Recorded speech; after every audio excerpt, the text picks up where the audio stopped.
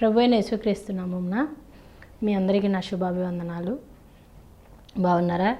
ఈరోజు వాక్య ధ్యానంలో భాగంగా మనం యోహాను సువార్త 3వ అధ్యాయము 16వ వచనంలోని కొన్ని మాటలు చదువుకుందాం.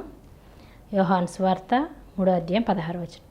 దేవుడు లోకమును ఎంతో ప్రేమించెను, కాగా ఆయన తన అద్వితీయ కుమారునిగా పుట్టిన వాని యందు విశ్వాసముంచు ప్రతివాడును నశింపక నిత్య జీవం పొందినట్లు ఆయనను అనుగ్రహించను. ఈ యొక్క లేఖన భాగాన్ని బట్టి యేసు ప్రభువారు ఎందుకు పుట్టారు అనేటటువంటి విషయం అనేది మనకి ఇక్కడ స్పష్టంగా అర్థమవుతుంది. మొట్టమొదటిగా దేవుడు లోకముని ఎంతో ప్రేమించాడు. అంటే మనల్ని అనగా నిన్ను నన్ను ఆయన ప్రేమించాడు. ప్రేమించి ఏం చేస్తున్నాడంటే ఆయన తన అద్వితీయ కుమారునిగా పుట్టిన వాని యందు విశ్వాసముంచు ప్రతివాడు నశింపక నిత్య జీవము పొందటానికి, మనమెవ్వరూ నశింపకుండా ఉండటానికి, నిత్య జీవం పొందుకోవటానికి, రక్షణ పొందుకోవడానికి, పరలోకములో ప్రవేశించటానికి, నరకంలో పడకుండా ఉండటానికి, అగ్నిలో కాల్చబడకుండా ఉండటం కోసము, మనం ఆ నరకయాతన నుంచి తప్పింపబడడం కోసము, ఆ దుఃఖకరమైన వేదనకరమైన స్థలములో నుండి ప్రశాంతకరమైనటువంటి శాంతి సమాధానం కలిగినటువంటి స్థలంలో మనం ఉండటం కొరకు ఆయన ఈ లోకానికి పంపబడ్డాడు. హల్లెలూయా. ప్రతి మనిషికి ఒక కారణం ఉంటుంది. ఊరికనే ఎవ్వరూ పుట్టరు, ఊరికనే ఎవరు ఏది కూడా చేయలేరు. యేసు ప్రభు ఈ లోకానికి రావటానికి కారణము అనేది మనకి అక్కడ తెలిసింది కదండి. ఎందుకు వచ్చాడు, ఆయన ఎందుకు పుట్టాడంటే లోకము తన కుమారుని ద్వారా రక్షణ పొందుటకే కానీ, అంటే రక్షణ పొందటం కొరకు, మనం అందరము రక్షింపబడడం కొరకు. ఎందుకంటే మనకే అపాయం ఉందండి, మనకే ఎటువంటి ప్రమాదము దాగి ఉంది. మనల్ని రక్షించటం ఏంటి అంటే కనుక మనకి రక్షణ అనేది చాలా అవసరం. ఈ లోకపరంగా కానీ, భౌతిక పరంగా కానీ, ఆత్మీయ పరంగా కానీ మనకి రక్షణ అనేది కావాలి. కాబట్టే దేవుడు తన స్వారూప్యమందు తన బిడ్డని ఈ లోకానికి పంపించాడు. చాలామంది అంటుంటారు, నేను అనవసరంగా పుట్టాను, అసలు నేను పుట్టకుండా ఉంటే బాగుండేది, నా వల్ల ఎటువంటి ప్రయోజనం లేదు, దేవుడు నన్నెందుకు పుట్టించాడు అని ఇలాంటి ప్రశ్నలను వేస్తూ ఉంటారు. అయితే నా ప్రియ సహోదర సహోదరి, ఏ మనిషి పుట్టుక వ్యర్థం అనేది కాదు. ప్రతి మనిషిలో ఏదో ఒక నైపుణ్యత ఉంటుంది. వృధాగా ఎవరిని దేవుడు పుట్టించరు. కాబట్టి నన్నెందుకు పుట్టించారు అనుకోవడానికి వీల్లేదు. మనకందరికీ తెలిసినటువంటి సుపరిచితమైన వ్యక్తి అంబేద్కర్ గారు. ఆయన ఎందుకు పుట్టారు అనేది ప్రతి ఒక్కళ్ళకి తెలుసండి. చాలా వీధుల్లో, చాలా చోట్ల, చాలా నాలుగు మధ్యల కూడల్లో, సెంటర్లో ఆయన విగ్రహాలు పెట్టారు. ఎందుకు అంటే కనుక ఆయన చేసిన పనులను బట్టి, ఆయన కనపరిచినటువంటి నైపుణ్యతను బట్టి ఆయనకి అంత స్థానం అనేది దక్కింది. ఇప్పుడున్నట్టు అందరూ ఒక బడిలో కూర్చుంటాక అవకాశం ఉందండి ఆ రోజుల్లో? ఇప్పుడున్నట్టు అందరూ కలిసి ఒక చోట కూర్చుని మాట్లాడుకోవడానికి అవకాశం ఉందా? నాకు తెలిసినటువంటి ఒక తల్లిగారు చెప్తున్న మాట ఏంటంటే, ఆ రోజుల్లో వాళ్ళతో పాటు ఎవరైతే బలహీన వర్గాలు అలా విభజించేసి, మేము చెప్పులు కుట్టినందుకు కానీ ఏదైనా పని చేసినందుకు మాకు దూరంగా నుంచోబెట్టి డబ్బులు ఇచ్చేవాళ్ళమ్మా అని చెప్పినప్పుడు చాలా బాధ అనిపించింది ఆ మాట నాకు. అయితే ఈనాడు అలా ఉందంటే అందరం కలిసే తిరుగుతున్నాం, అందరం కలిసే చదువుకుంటా ఉన్నాం, అందరం కలిసే ఒక చోట సమావేశం అవ్వగలుగుతున్నాం, అందరూ అన్ని పెళ్ళిళ్ళకి వెళ్ళగలుగుతున్నారు, అన్ని కార్యక్రమాల్లో పాల్పంపులు పొందగలుగుతున్నారు, అన్ని చోట్ల కూడా ఒక కుటుంబంగా మెలగగలుగుతున్నారంటే మరి ఆ యొక్క రాజ్యాంగంలో పొందుపరిచిన విధానాలను బట్టి మనకి ఇంత స్వేచ్ఛ అనేది వచ్చింది.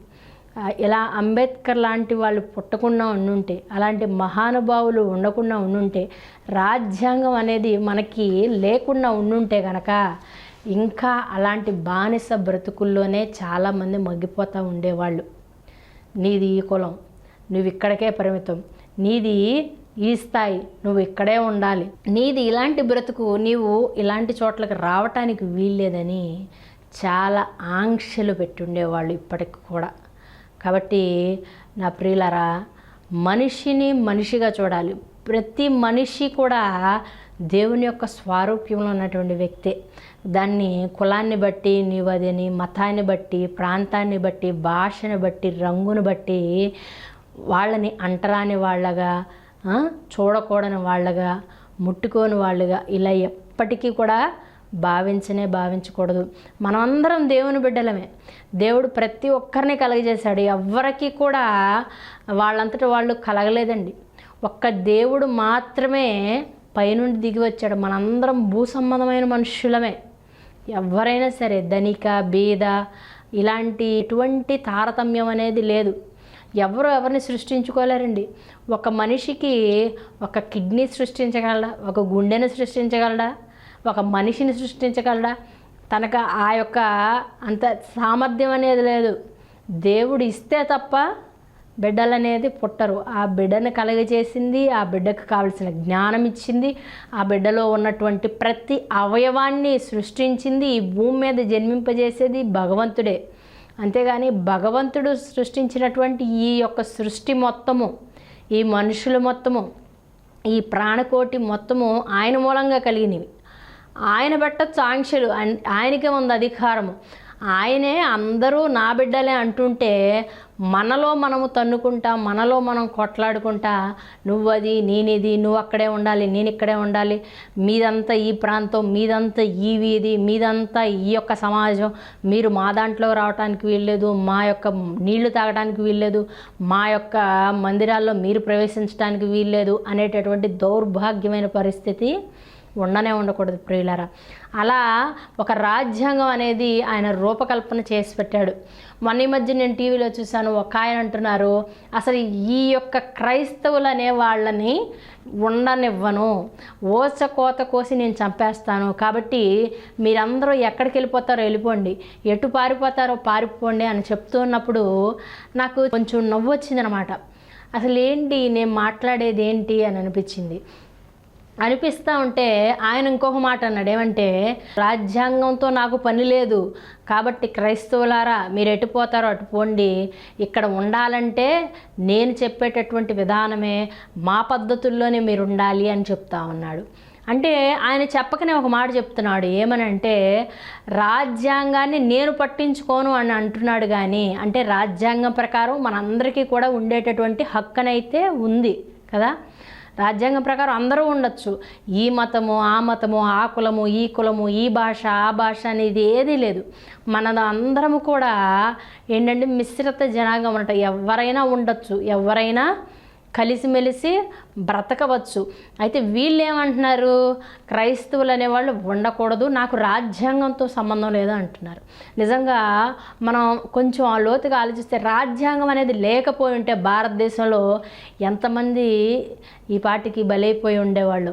రాజ్యాంగం అనేది మనకి ఒక అడ్డుగోడగా ఉంది. ఈ యొక్క ఇలాంటి విధానంలో బ్రతకటం కోసము ఇంకా మనల్ని చంపకుండా మిగిల్చారంటే నిజంగా రాజ్యాంగం అనేది ఒక అడ్డుగోడగా ఉంది. అలా చంపేస్తాను అన్న వాళ్ళకి వాళ్ళ చేతికి ఒక సంకెళ్ళలాగా ఉందన్నమాట, చంపకుండా. ఎందుకంటే ప్రతి వ్యక్తికి భారతదేశంలో బ్రతికేటటువంటి హక్కు ఉందండి రాజ్యాంగ ప్రకారం. ఆయన ఏమంటున్నాడు, రాజ్యాంగం అనేది నా దగ్గర చెల్లదు అంటున్నాడు. రాజ్యాంగము భారతదేశంలో ఉన్న ప్రతి మనిషి కూడా పాటించాల్సిందే. అది నీవైనా నేనైనా పాటించాల్సిందే. ఎవరిని చంపటానికో, ఎవరిని దేశ బహిష్కరణ చేయటానికో, ఎవరిని కూడా అంటరాని వాళ్ళుగా చూడటానికో ఎటువంటి హక్కు లేదు. నేను ఎక్కువ నువ్వు తక్కువ అనేది ఏదీ లేదు. అయితే ఇలాంటి భయంకరమైన పరిస్థితుల్లో నేను చూస్తూ ఉన్నప్పుడే మా బాబు కూడా నాతో కలిసి చూస్తూ ఉండి, ఎవరు మమ్మీ ఈయన ఇలాగ అంటున్నాడు అంటే నేను అన్నాను, అమ్మ దేవుడే చూసుకుంటారులే వాళ్ళంటి వాళ్ళని అని చెప్పాను. అయిపోయింది. కొన్ని రోజుల తర్వాత మరలా టీవీ చూస్తూ ఉంటే ఆయన్ని పోలీసులు వచ్చి అరెస్ట్ చేస్తూ ఉన్నారు. అయితే నేను చూశాను, అంత పెద్ద పట్టించుకోలేదు. కానీ మా బాబు మాత్రం జ్ఞాపకం పెట్టుకుని ఏమంటున్నాడు, మమ్మీ ఈయనే కదా క్రైస్తవులందరినీ ఊచకోతగా వస్తాను, క్రైస్తవులని చంపేస్తాను, చర్చికి వెళ్తా ఉన్నా అని చెప్పిన వ్యక్తి ఈయనే కదా, మమ్మీ అరెస్ట్ చేస్తున్నారుగా మమ్మీ అన్నాడు. అంటే నేను మర్చిపోయినా మా బాబు మర్చిపోలేదండి ఆ విషయాన్ని. ఆయన నా బిడ్డ జ్ఞాపకం చేసుకుని మరీ అడుగుతూ ఉన్నాడు. అయితే ప్రియులారా, ఇలాంటి మాటలు మాట్లాడి మనం మన బిడ్డల్లో ఏమి నింపుతున్నాం? ఇప్పటి వరకు అందరం కలిసి మెలిసే ఉన్నాం కదా. ఉన్నటువంటి మనము నీ ఉండకూడదు, మీ వాళ్ళు ఉండకూడదు, ఈ మతస్థులు ఉండకూడదు, ఈ కులం ఉండకూడదు అని ఇలా పర్టికులర్గా కొంతమంది మనోభావాలను దెబ్బతినేటట్టు మాట్లాడుతూ ఉంటే మన తర్వాత తరాలు ఏమని అర్థం చేసుకోవాలి? ఇప్పుడు నా బిడ్డకు ఒక మాట నేను చెప్పకుండానే ఆ బిడ్డకు అర్థమైంది కదండి. వాళ్ళ మనస్సుల్లో ఎలాంటి పడతాయి? రాబోయే రోజుల్లో అందరం కలిసిమెలిసి ఉండాలి, కానీ ఇలా కొట్టుకుంటా నీవు మాత్రమే ఉండాలి, మా వాళ్ళు మాత్రమే ఉండాలి, మా వర్గం మాత్రమే ఉండాలి అంటే అందరూ కూడా నెక్స్ట్ తరం, నా బిడ్డల తరం, ఆ తర్వాత తరాలు ఇంకా కొట్టుకొని ఇదైపోవడమేనా? ఎప్పటికీ కూడా ఇలాంటి మాటలు ఎవరి నోటి వెంట రాకూడదు. ఇది రాజ్యాంగం మనకు ఇచ్చినటువంటి హక్కు. అందరము కూడా స్వేచ్ఛగా బ్రతకవచ్చు. ఎవరి పరిధిని బట్టి, ఎవరి స్థాయిని బట్టి వాళ్ళకు ఒక లిమిట్ అనేది ఉండి ఆ హద్దులు దాటకుండా అందరూ కూడా మంచిగా చక్కగా స్వేచ్ఛగా బ్రతకవచ్చు అన్నమాట. అయితే ఇప్పుడు ఈ అంబేద్కర్ పుట్టింది ఎందుకంటే ప్రతి ఒక్కళ్ళకి తెలుసు ఆయన ఎంతో మంచి కార్యక్రమాలు చేశారు, రాజ్యాంగ రూపకల్పనకి ఒక ప్రముఖ పాత్ర వహించారు. అయితే ఆయన పుట్టింది ఎందుకంటే చాలామందికి ఇలాంటి స్వేచ్ఛ జీవితాన్ని ఇవ్వటం కోసం దేవుడు ఆయన పుట్టించాడు. అదేవిధంగా మదర్ తెరీసా గారు పుట్టడానికి కూడా కారణం ఉంది. ఊరికే ఆమె పుట్టలేదు కదా, అందరికీ తెలుసు ఆమె ఎవరు. ఆమె తెలియని వాళ్ళు ఎవ్వరూ ఉండరు.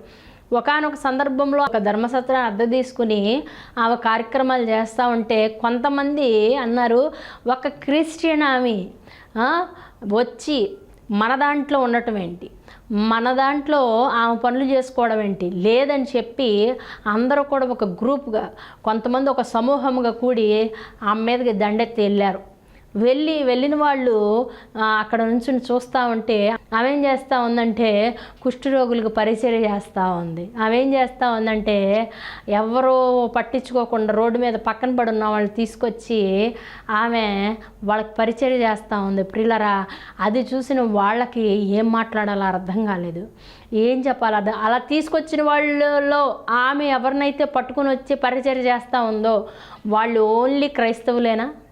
కాదు కదా. ఆమెకు కులంతో సంబంధం లేదు, మతంతో సంబంధం లేదు. ఒక మనిషి పడిపోయి ఉన్నాడు, ఆ మనిషిని పట్టించుకోవడానికి ఎవరూ లేరు. ఆమె ఆ మతం ఏంటో చూడలా, కులం ఏంటో చూడలా, ఏమి చూడలా, తీసుకొచ్చి వాళ్ళకి పరిచయం చేస్తూ ఉంది. ప్రియులారా, ఇది చూసిన వాళ్ళకి ఏం మాట్లాడాలో అర్థం కాక మౌనంగా వెనుదిరిగి వెళ్ళిపోయారు. అయితే జ్ఞాపకం పెట్టుకోండి, మనిషి బాధకి కులంతో సంబంధం లేదు, మతంతో సంబంధం లేదు, వర్గంతో సంబంధం లేదు. ఒక మనిషి రోడ్డు మీద పక్కన పడిపోయి ఉన్నాడు. ఆ వ్యక్తి ఏ కులమా, మన కులస్తుడా కాదా పట్టుకోవడానికి, మన జాతివాడా కాదా, మన వర్గమా కాదా, మన ప్రాంతమా కాదా, అక్కర్లా. నీకు మానవత్వం ఉండాలి, దేవుని ప్రేమ నువ్వు చూపించాలి, పట్టుకురావాలి, నీకు తగిన సహాయం నువ్వు చేసేటట్లు ఉండాలి. రేపు నువ్వు అన్నీ ఇలా పాటించే నువ్వు పడిపోతే నిన్నెవరు పట్టుకుంటారు, నిన్నెవరు ముట్టుకుంటారు, నిన్నెవరు చూస్తారు? అది జ్ఞాపకం పెట్టుకో. దానికి కులానికి మతం అంటగట్టాల్సిన అవసరము లేనేదే. ఇప్పుడు మదర్ తెరీసా ఎందుకు పుట్టిందంటే ప్రతి ఒక్కళ్ళని చెప్పగలము. ఆమెకి మంచి మంచి అవార్డులు కూడా ఇచ్చారు. దేని బట్టి ఇచ్చారంటే కులాన్ని బట్టి ఇచ్చారా? ఆమె నమ్మినటువంటి ప్రభువుని బట్టా, ఆమె చేసినటువంటి కార్యాలను బట్టి ఇచ్చారు. కాబట్టి వృధాగా ఎవ్వరు పుట్టరు. మరి ఈనాడు యేసు ప్రభువు కూడా ఎందుకు పుట్టారు అని అంటే అక్కడ చెప్తున్నారు కదా, దేవుడు లోకము తన కుమారుని ద్వారా రక్షణ పొందటానికి పుట్టారు, మనల్ని అందరినీ రక్షింపబడటం కోసము పుట్టాడు. ఎందుకంటే మనకు రక్షణ అంటే మనము ప్రతి జీవికి రెండు పనులతో ప్రమేయం లేదు. మనం ఎప్పుడు పుడతామో మనకి తెలియదు, మనం ఎప్పుడు చనిపోతామో మనకు తెలియదు. ఈ రెండు మన చేతుల్లో లేవు. కాబట్టి పుట్టేసాం, జీవిస్తున్నాం. అయితే ప్రతి మనిషికి ఒక ఎండింగ్ కార్డు ఉంటుంది కదండి. ఆ ఎండింగ్ సమయం ఏంటి పరిస్థితి అనేది ప్రశ్న వేసుకోవాలి. ప్రశ్న వేసుకుంటే మనం చచ్చిపోయిన తర్వాత ఎక్కడికి వెళ్తాం, మనం చనిపోయిన తర్వాత మనకి ఏంటి పరిస్థితి, మనం ఏమవుతున్నాం అనేది ఒకటి గ్రహించినప్పుడు చనిపోయిన తర్వాత చాలామంది భావిస్తూ ఉంటారు కదా, మేము స్వర్గానికి వెళ్తాం, మేము నరకానికి వెళ్తామని. కొంతమంది అనుకుంటున్నా స్వర్గం నరకమైనా, నేను చెప్తున్నటువంటి పరలోకం నరకమైనా సరే వెళ్ళేటటువంటి విధానం ఏంటి అందరూ పరలోకం వెళ్ళగలరా? అందరూ నరకం వెళ్ళిపోతారా? అంటే కనుక మనం ఈ భూమి మీద జీవించినటువంటి కాలంలో చేసిన క్రియల బట్టి ఆధారపడి ఉంటుంది ఏదైనా మనం వెళ్ళేటటువంటి మార్గం అనేది. ఎవరు చూసారండి ఆ నరకం? మీరు చూసారా? నేను చూశానంటే మీరు గమనిస్తే ప్రియులారా, చాలామంది భక్తులు దర్శనాల్లో చూశారు. చాలామంది భక్తులు ఆ యొక్క పరలోక అంచుల దాకా వెళ్ళి చూసి వచ్చి వెనక్కి వచ్చి సాక్ష్యం చెప్పిన వాళ్ళు ఉన్నారు. ఇదేం కట్టు కథ కాదు ప్రియులారా. అయితే మనం గమనించాల్సిన విషయం ఏంటంటే, అయితే మనం ఎక్కడికి వెళ్తాం అంటే, యేసు ప్రభువు నమ్ముకొని రక్షణ పొంది మారు మనస్సు వచ్చి దానికి తగ్గ జీవితము జీవించినప్పుడు, ఆయన ఆజ్ఞల ప్రకారం నడిచినప్పుడు మనం తప్పనిసరిగా పరలోకం వెళ్తాం. పరలోకం వెళ్ళము అయితే నెక్స్ట్ ఏంటి అంటే కనుక, పరలోకం వెళ్ళని ప్రతి వ్యక్తి ఎక్కడ ఉంటాడండి? నరకంలోనే ఉంటాడు. నరకానికి వెళ్తే ఎలా ఉంటుందండి? సంతోషంగా, హాయిగా, ఆనందంగా ఏముండదు.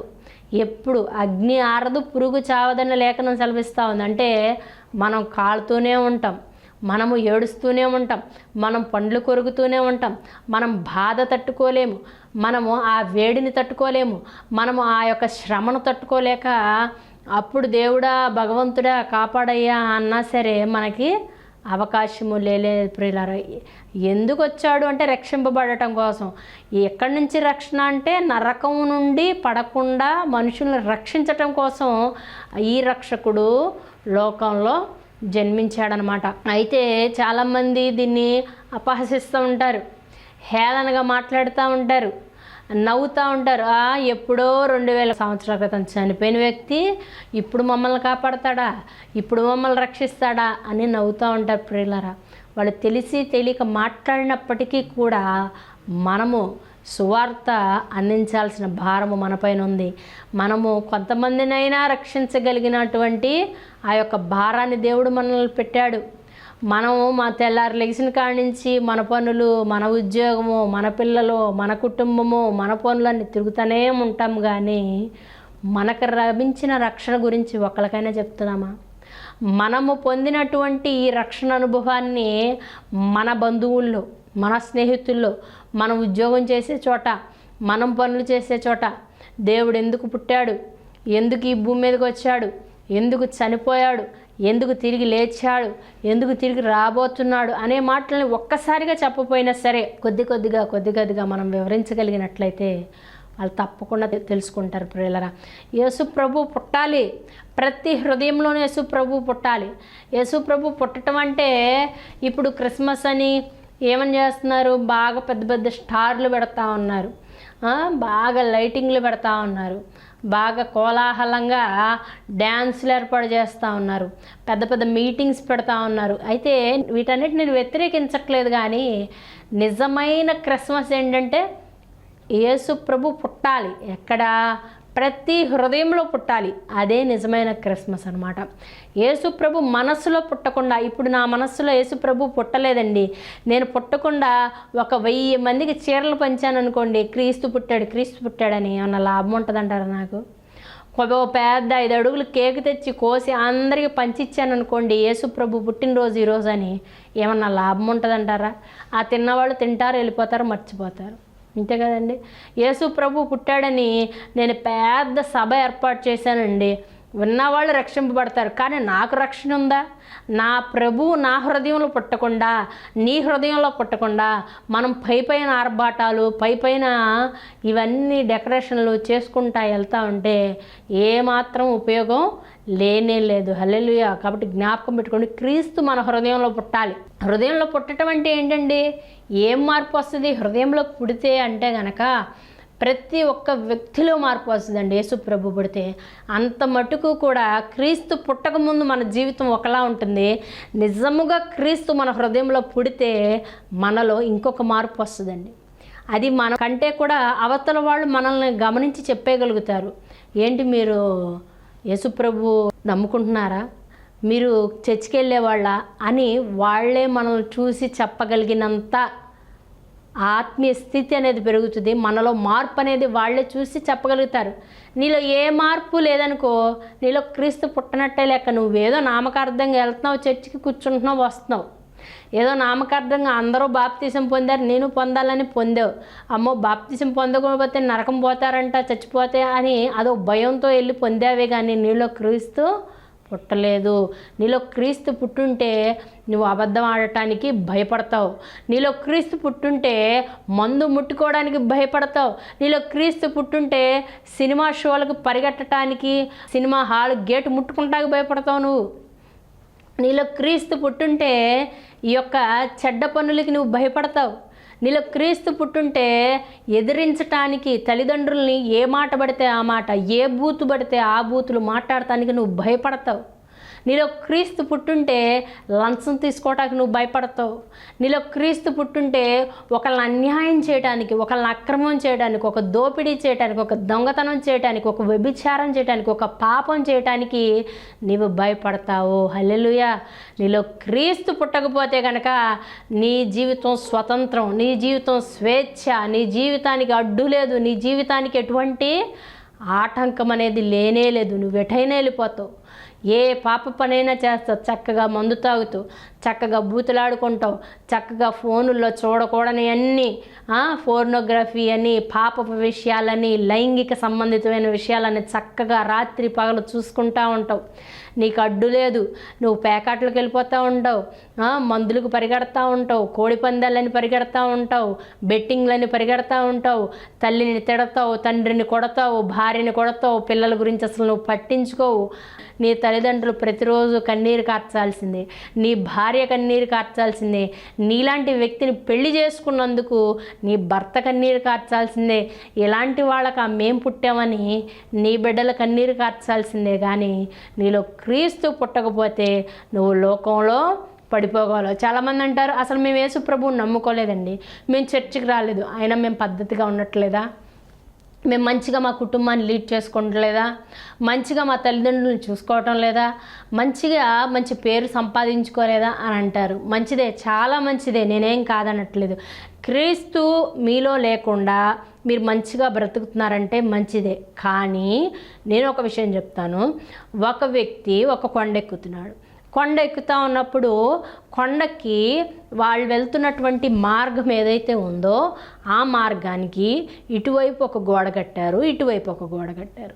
గోడ కట్టినప్పుడు ఆయన ఆ గోడను సపోర్ట్ చేసుకుంటూ నడుచుకుంటూ పైకి వెళ్తున్నారు. అయితే తనంతట తానుగా ఆగి కూర్చోవలసిందే తప్పనిచ్చి ఆయన పడిపోవటానికి ఏమైనా అవకాశం ఉందా? అటు పడిపోవటానికి కానీ ఇటు పడిపోవడానికి ఏమైనా అవకాశం ఉందా? లేదు. ఆయన ఎంత దూరం వెళ్ళినా, ఎంత ఎక్కినా, ఎక్కడికి వెళ్ళినా సరే ఆయన ఎటు పడిపోదు. ఎందుకంటే ఆయనకి ఇటువైపు ఒక గోడ ఉంది, అటువైపు ఒక గోడ ఉంది. ఆగి కాసేపు ఆగి రెస్ట్ తీసుకుంటా కాసేపు ఆగి అలాగా ఆ గోడను పట్టుకుని సహాయంతో ఆయన వెళ్ళిపోగలడు. నిదానంగా ఎంతసేపు అయినా వెళ్ళిపోగలడు. ఎన్ని రోజులైనా నిదానంగా ప్రయాణం చేసుకుంటా వెళ్ళగలడు. అదే గనక గోడ లేదు, అటు లేదు ఇటు లేదు, మెట్లు మాత్రమే ఉన్నాయి. అలాంటి వ్యక్తి ఎక్కుతాడు, ఒకటో మెట్టు రెండో మెట్టు ఎక్కుతాడు, కొంత దూరం ఎక్కుతాడు. ఎక్కిన తర్వాత ఆయనకి ఏదైనా తొట్టుపాటు వస్తే, కళ్ళు తిరిగినా, ఏదైనా ఇబ్బంది వచ్చినా, పెద్ద గాలి వచ్చినా, తుఫాన్ లాంటిది వచ్చినా, ఏదన్నా ఉపద్రవం లాంటిది వచ్చినప్పుడు ఆయనకి ఎక్కువ అవకాశం ఉంది. దేనికి? పడిపోవటానికి. అటైనా పడిపోవచ్చు, ఇటైనా పడిపోవచ్చు. ఎందుకంటే గోడ అనేది లేదు, సపోర్ట్ అనేది లేదు, ఆయన మీదకి రాకుండా అడ్డుగోడగా ఏదీ లేదు. కాబట్టి ఆయన తన కాన్సన్ట్రేషన్ పెట్టినంత మట్టికి కూడా చాలా ఒక్కొక్క మెట్టు చాలా జాగ్రత్త.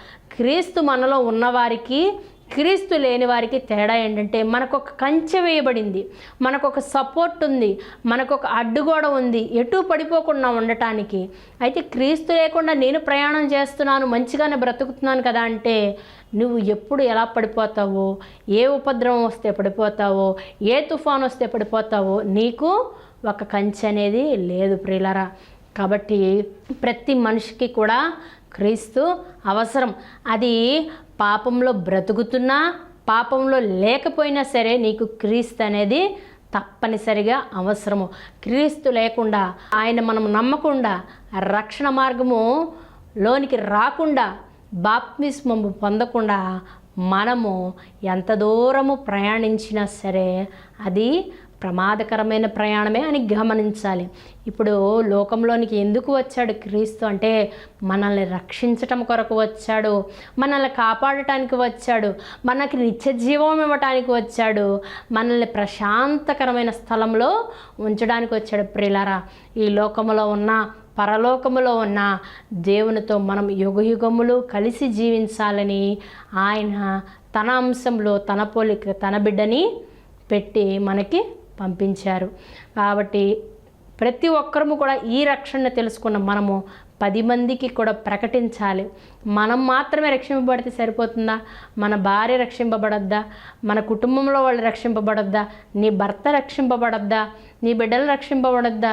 నీ తల్లి రక్షింపబడద్దా? నీ తండ్రి రక్షింపబడద్దా? రెప్పపాటున యేసు వస్తే ఎంతమంది పైకి వెళ్తాం, ఎంతమంది విడవబడతాం? విడవబడిన వాళ్ళలో మన వాళ్ళు ఉంటే మనకెంత బాధండి, మనకెంత కష్టమండి, మనకెంత కన్నీరండి. ఒకవేళ నీవు ఈ రోజుకి కూడా ఇప్పటికి కూడా నీ భర్తకు కానీ, నీ భార్యకు కానీ, నీ బిడ్డలకు కానీ, మీ తల్లిదండ్రులకు కానీ, మీ బంధువులకు కానీ, మీ స్నేహితులకు కానీ, మీ ఇరుగు పొరుగు వారికి కానీ, నువ్వు పనిచేసే చోట కానీ ఎక్కడా నువ్వు రక్షణ గురించి చెప్పలేదనుకో, సువార్త గురించి చెప్పలేదనుకో, నువ్వు వెళ్ళాక దేవుడు నిన్ను అడుగుతాడు, నిన్ను లెక్క అడుగుతాడు. నీవు ఎందుకు చెప్పలేదు? అయ్యా వాళ్ళు వినేవాళ్ళు కాదయ్యా అందుకే చెప్పలేదంటే దేవుడు ఊరుకోడండి. నీవు చెప్పాల్సిన బాధ్యత నీది. వాళ్ళు వినటం వినకపోవడం అనేది ఇహ వాళ్ళ ఇష్టం అన్నమాట. నీవు చెప్పినా వాళ్ళు రక్షణ పొందకపోతే దేవుడికి నువ్వు లెక్క చెప్పాల్సిన అవసరం లేదు. కానీ నీవు చెప్పకుండా వాళ్ళు చచ్చిపోతే కనుక వాళ్ళ ప్రాణానికి నువ్వు ఉత్తరవాది అంటున్నాడు దేవుడు. కాబట్టి వాళ్ళు నమ్ముతారో నమ్మరో, వస్తారో రారో, రక్షణ పొందుతారో పొందరో, అవన్నీ నీకు తర్వాత సెకండరీ విషయం.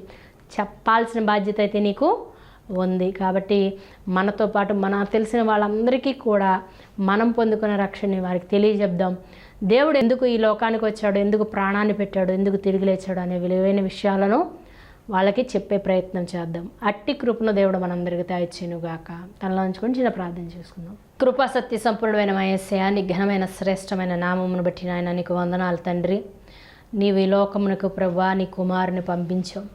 ఎందుకొరకంటే అందరినీ రక్షింపడం కోసం, ఎందుకంటే అందరికీ నిత్య జీవం ఇవ్వటం కొరకు, ఎందుకంటే మమ్మల్ని అందరినీ నరకం నుంచి తప్పించటానికి, ఎందుకంటే మేము ప్రశాంతమైన ఒక వాతావరణంలో మేము బ్రతకటానికి నాయన ఈ లోకానికి నీ బిడ్డను పంపించి ఉన్నావు. ప్రతి మనిషి పుట్టుకకు ఒక కారణం, అది వ్యర్థముగా ఎవ్వరూ పుట్టరు తండ్రి. నాయన మీరు పుట్టిన పుట్టుకకు కారణము మనం తెలుసుకున్నాం తండ్రి. ఈ విషయాన్ని ప్రభు మేమందరికీ తెలియజేసే వారముగా, యేసుప్రభు ఎందుకు పుట్టాడు, యేసుప్రభు ఎందుకు వచ్చారు అనే విషయాన్ని ప్రభు మేము 10 మందికి చెప్పేవారముగా ఉండునట్లు సహాయం చేయమని, యేసయ్యా మీకు మహిమ తెచ్చే బిడలుగా మా బ్రతుకులు ఉండటానికి కృప అనుగ్రహించమని, మాలో ఏదైనా దోషం ఉంటే పాపం ఉంటే దయతో క్షమించి నాయన అయా క్రీస్తు సైనికుల్లాగా ఈ భయంకరమైన దుర్దినాలలో ప్రభువా ఎలా బ్రతకాలో అట్టి కృపను ధన్యతను నాకును మాకును మీరందరికీ అనుగ్రహించమని